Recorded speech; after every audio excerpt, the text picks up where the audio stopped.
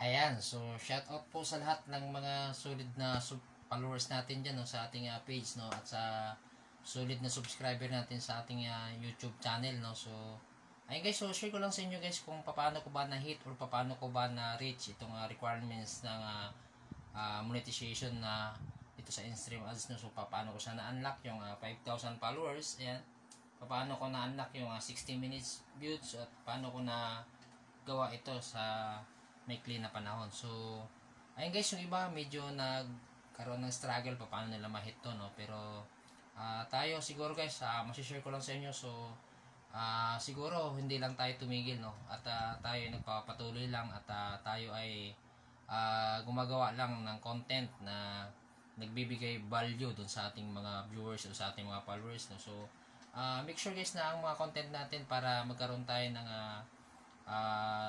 legit na engagement saka legit na followers. So make sure guys yung content natin nakakatulong po tayo sa kanila at nakapagbigay tayo ng value sa kanila. Dahil ito naman talaga ang mundo nitong Facebook no. So give and take lang no. So kaya natin ginagawa to. So aminin man natin sa hindi. So talagang kailangan nating gusto nating kumita kaya natin ginagawa to no. So sana guys nakatulong sa inyo tong video na to. Kung oo guys, huwag niyo kalimutan mag-like and i-follow niyo po ako para ma-update ko po kayo sa mga next videos natin gagawin dito sa Facebook Reels.